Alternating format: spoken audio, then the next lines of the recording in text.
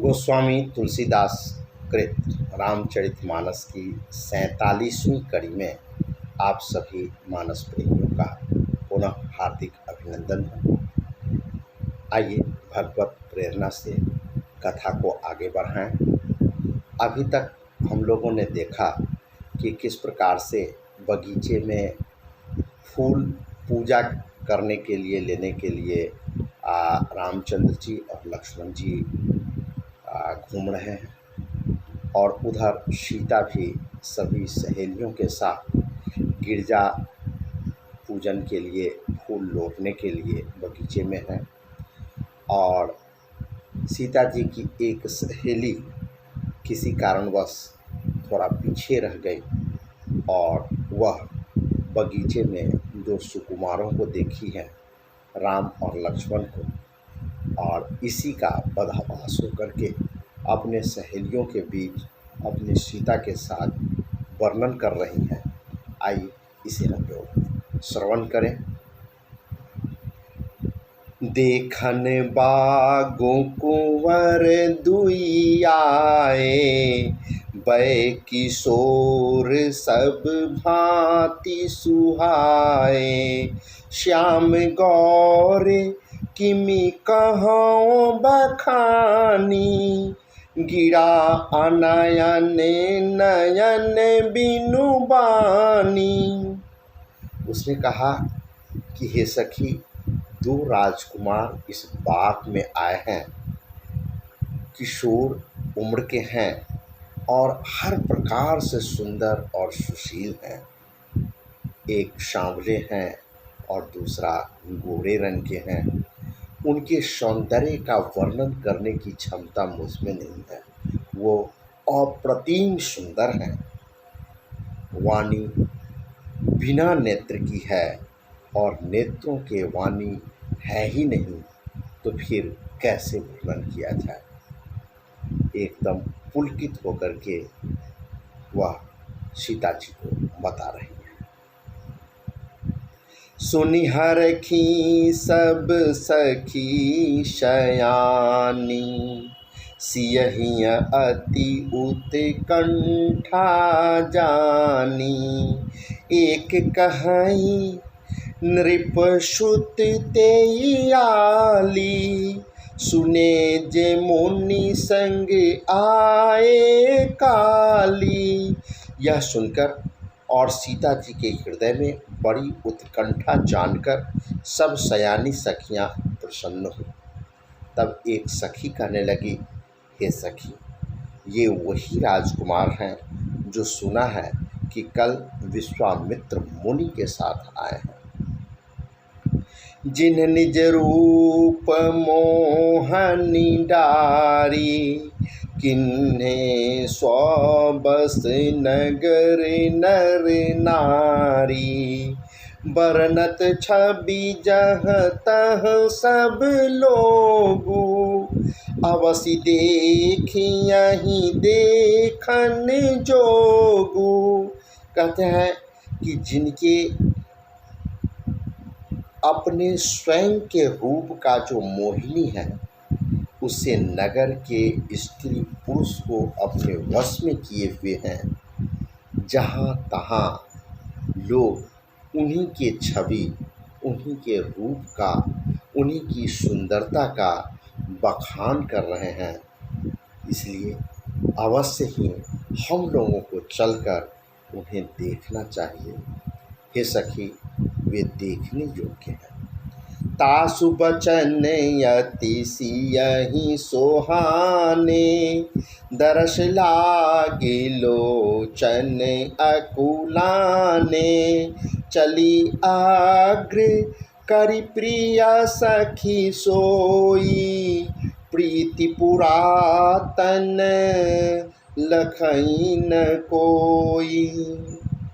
कहते हैं कि जब उसने वर्णन किया राम और लक्ष्मण के अप्रतिम सौंदर्य का, तो सीता जी को भी उनके वचन बड़े प्यारे लगे, अच्छे लगे और उनके दर्शन के लिए मन अकुला उठा, देखने के लिए व्याकुलता भर गई। तो सब सखियाँ उसी सखी को जिसने उन्हें देख करके आया था, जो उन्हें देखकर मतलब राम और लक्ष्मण को देख करके आई थी, उसको आगे करके सीता जी चली। प्रीति का कोई जोड़ा नहीं है और प्रीति जो है, प्रेम है, वो तो दिखाई पड़ता ही नहीं है। प्रीति पुरातन लखई न कोई, सुमेरी सिया नारद बचन, उपजी प्रीति पुनीत, चकित बिलोकति सकल दिशि, जनु शिशु मृगी सभी। नारद जी के वचनों का स्मरण करके सीता जी के मन में पवित्र प्रीति उत्पन्न हुई। वे चकित होकर सब ओर इस तरह देख रही है मानो डरी हुई मृग छौनी माने हिरन का छोटा सा प्यारा सा बच्चा इधर उधर शाम करके देख रही है। कंकन किंकिनी नूपुर धुनि सुनी, कहत लखन सन राम हृदय गुनी, मानहु मदन दुंदुभि दिन्हि, मनसा विश्व विजय कह किन्नी। कंकन माने कंगन, हाथ के कड़े जो हाथों में पहने जाते हैं, करधनी और पायजेब के शब्द सुनकर श्री रामचंद्र जी हृदय में विचार कर लक्ष्मण से कहते हैं, क्योंकि जब रामचंद्र जी सुने कि सीता सभी सहेलियों के साथ आ रही हैं और वो तो नहीं जानते हैं जो ये कौन है, लेकिन कानों में जैसे ही आवाज़ पायल का, करधनी का और बांसुरी का, पायल मतलब बाजे ईशम का आवाज़ सुने तो लक्ष्मण जी से श्री राम पूछते हैं कि ये आवाज़ जो है कहाँ से आ रही है, कैसी आ रही है। ऐसा लगता है कि कामदेव विश्व को जीतने का संकल्प करके डंके पर चोट मारी। अस कही फिरी चितय तेहि ओरा, सिय मुख शशि भय नयन चकोरा, भय बिलोचन चारु चंचल, मनहु सकुच निमित जे दिगंचल। ऐसा कहकर श्री रामचंद्र जी ने फिर कर उस ओर देखा।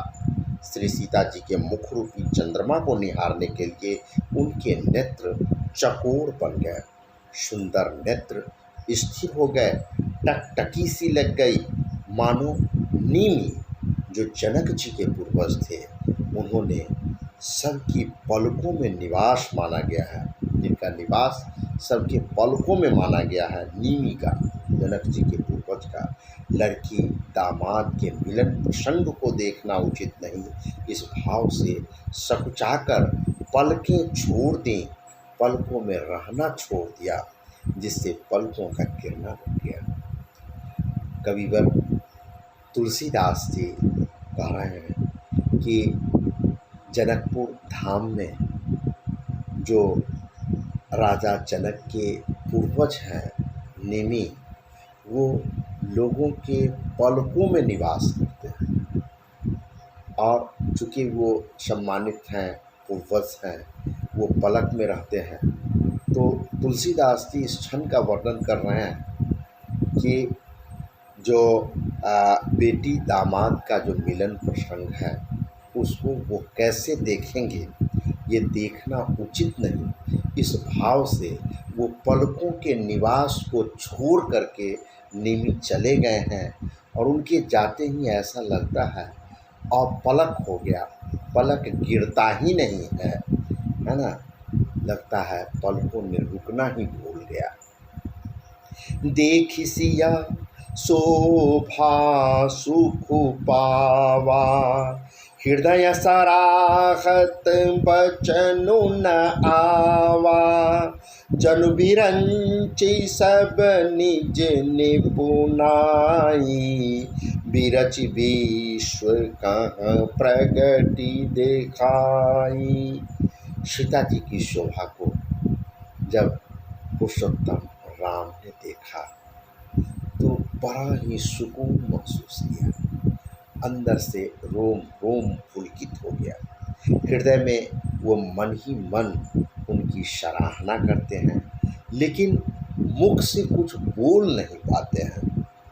वह शोभा ऐसी अनुपम थी मानो ब्रह्मा ने अपनी सारी निपुणता मूर्तिमान कर संसार को प्रकट करके दिखा दिया हो। सुंदरता कहूँ सुंदर करई, छवि गृह दीप शिखा जनु बरई, सब उपमा कवि रहे जूठारी, के ही पट तरों विदे कुमारी। वह सीता जी की शोभा सुंदरता को भी सुंदर करने वाली है। वह ऐसी मालूम होती है मानो सुंदरता रूपी घर में दीपक की लौ जल रही है। अब तक सुंदरता रूपी भवन में अंधेरा था, वह भवन मानो सीता जी की सुंदरता रूपी दीप शिखा को पाकर जगमगा उठा है, पहले से भी अधिक सुंदर हो गया है। सारी उपमाओं को तो कवियों ने जूठा कर रखा है। मैं जनक नंदिनी श्री सीता जी को किससे उपमा दूँ, मैंने उनकी सुंदरता की तुलना किससे करूँ। आखिर कोई भी उपमा दिया जाए तो एक भी उपमा कवियों के दृष्टिपात से बचा हुआ नहीं है। कहीं न कहीं इन उपमाओं का वो सौंदर्य वर्णन में प्रयोग कर चुके हैं, तो एक प्रकार से ये झूठा हो गया। और उन्हीं उपमा का माता सीता के सौंदर्य के वर्णन में प्रयोग हो तो ये उचित नहीं होगा, ये कह रहे हैं। सिय शोभा हिया बरनी प्रभु, आपनी दशा विचारी, बोले सूचि मन अनुज सना, बचन समय अनुहारी। इस प्रकार हृदय में सीता जी की शोभा का वर्णन करके और अपनी दशा को विचार कर प्रभु श्री रामचंद्र जी पवित्र मन से अपने छोटे भाई लक्ष्मण से समयानुकूल वचन बोले। उचित अवसर देखकर बोले, क्या बोलते हैं? तात जनक तनया यह सोई, धनुष जाग्य जेहि कारण होई, पूजन गौरी सखी लय आई, करत प्रकाशु फिरई फूलवाई। कहते हैं श्री राम जी अपने अनुज लक्ष्मण को कि हे तात, हे प्यारे, यह वही जनक जी की बेटी हैं जिनके लिए धनुष यज्ञ हुआ है। सखियाँ इन्हें गौरी पूजन के लिए लाई हैं और बगीचे में जो ये घूम रही है तो चारों तरफ बगीचा प्रकाशमान हो गया है। ऐसा लगता है कि हर कण जीवंत हो गया है, प्रकृति जीवंत हो उठी है। जासु बिलो की अलौकिक शोभा, सहज पुनीत मोर मनु क्षोभा, सो सब कारण जान विधाता, फर कहीं सुभद अंग सुनु भ्राता। कहते हैं श्री राम जी कि जिनकी अलौकिक सुंदरता, मतलब लौकिक का मतलब ये हुआ जो इस लोक में जितनी भी सुंदरता हो सकती है, सुंदरता का जो सीमा हुआ वो लौकिक हुआ, वो संभव है। और अलौकिक मतलब किसी भी परिस्थिति में ऐसी सुंदरता इस लोक में संभव नहीं दिखाई पड़ता है।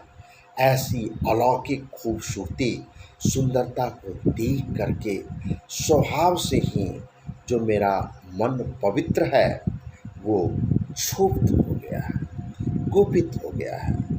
वह सब कारण तो विधाता जाने, जो आखिर सुंदरता को देख करके हर किसी को खुशी होती है, लेकिन मेरा मन क्षुब्ध क्यों हो रहा है? किंतु हे भाई सुनो, मेरे मंगलदायक अंग, दाहिने अंग जो हैं फरक रहे हैं, ये शुभ संकेत दिखाई पड़ रहा है। रघुवंशिनी कर सहज सुभाऊ, मनुकुपंथ पगु धरई न काऊ, मोहि अतिशय प्रतीति मन केरी, जेहि सपने हूँ पर नारी नहेरी। कहते हैं कि रघुवंशियों का यह जन्मजात सहज ही स्वभाव है कि उनका मन कभी भी कुमार्ग पर नहीं जाता, कुमार्ग पर पैर रखता ही नहीं। और मुझे तो अपने मन का अत्यंत ही विश्वास है कि जिसने स्वप्न में भी पराई स्त्री पर दृष्टि नहीं डाली है, और जागृत जगे हुए अवस्था की बात ही क्या है। जिनकै लहहि नरि पूरन पीठी, नहीं पावहीं परतिया मनु डीठी, मंगन लहहि न जिनकै नाही, ते नर बर थोरे जग माही। रण में शत्रु जिनकी पीठ नहीं देख पाते, अर्थात जो लड़ाई के मैदान से भागते नहीं, पराई स्त्रियां जिनके मन और दृष्टि को खींच नहीं पाती, और भिखारी जिनके यहाँ से ना ही नहीं पाते, मतलब खाली हाथ नहीं लौटते, ऐसे श्रेष्ठ पुरुष संसार में बहुत कम ही हैं। करत बत कही अनुज सन मना, सिय रूप लोभ लोभा, करत बत कही अनुज सना, मन सिय रूप लोभा, मुख सरोज मकरंद छवि, करई मधुप इव पान।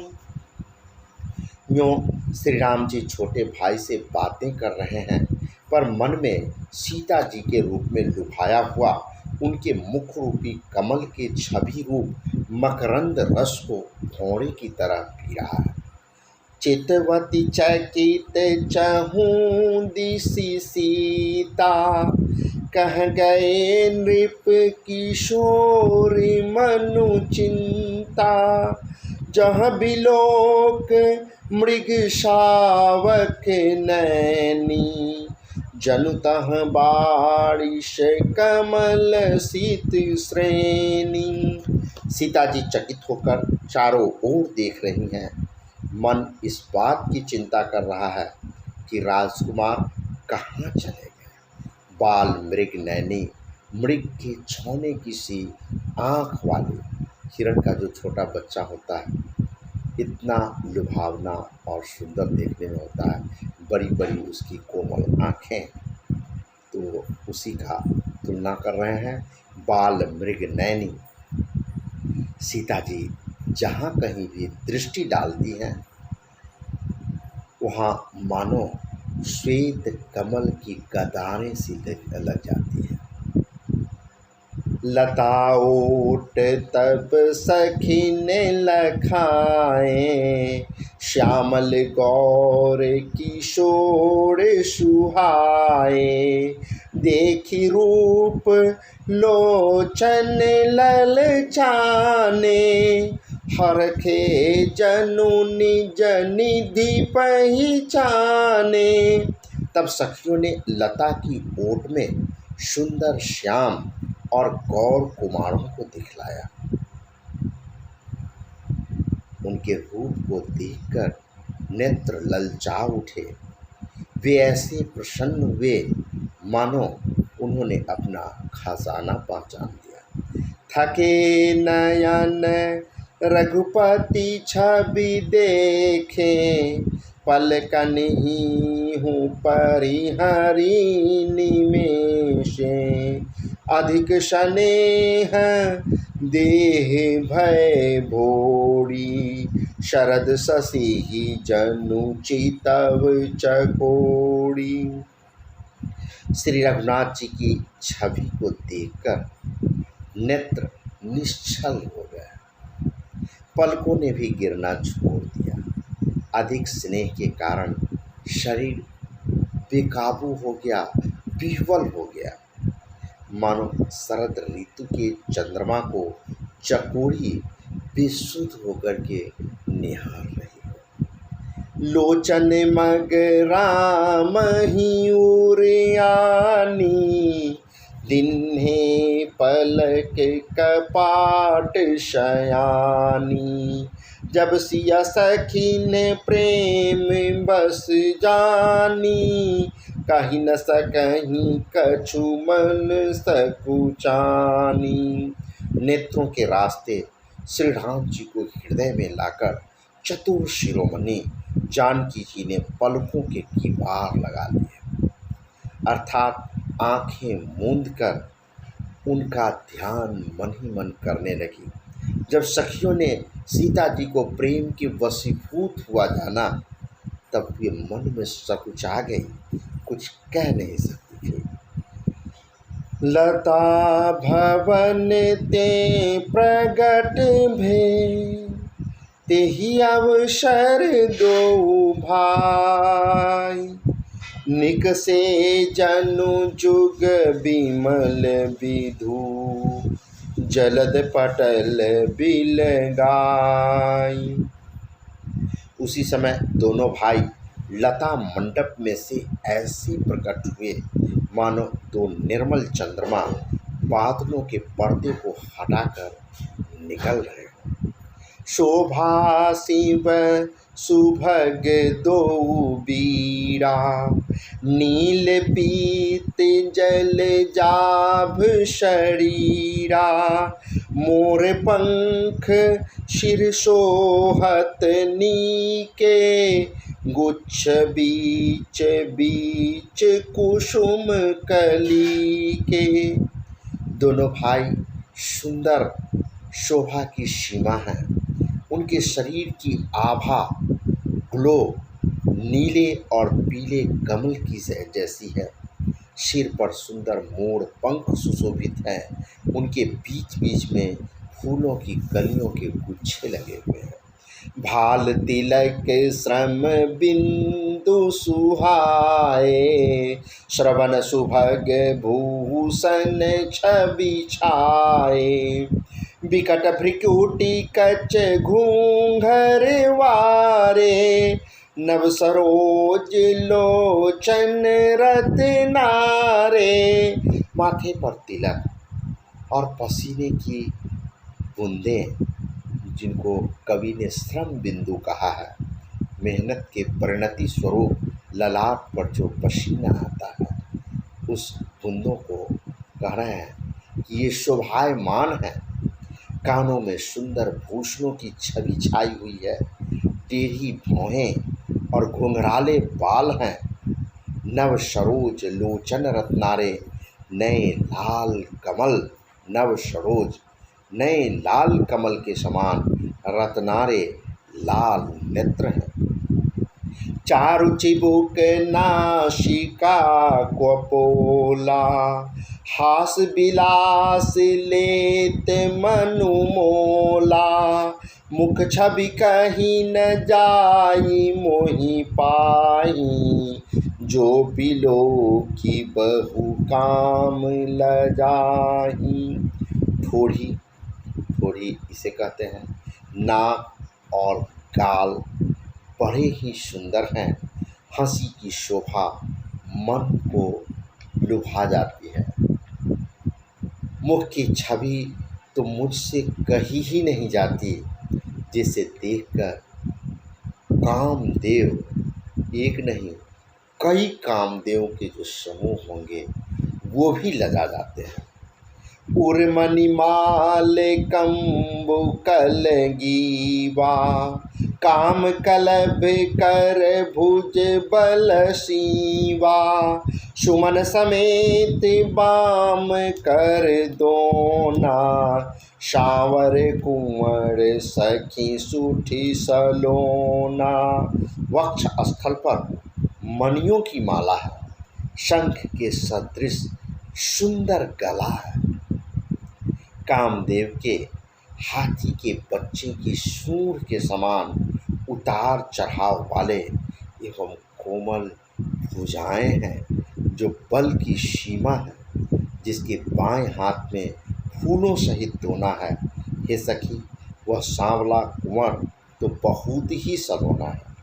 के हरि कटी पट पीत धरा, सुषमा शील निधान, देखी भानुकुल भूषण ही, बिसरा सखिन अपान। सिंह की सी पतली लचीली कमर वाले पीताम्बर धारण किए हुए शोभा और शील के भंडार सूर्य कुल के भूषण श्री रामचंद्र जी को देखकर सखियां अपने आप को भूल गई। इसी के साथ आज यहीं विराम देते हैं। शेष अगली कड़ी में हम लोग देखेंगे। जय हिंद, जय भारत।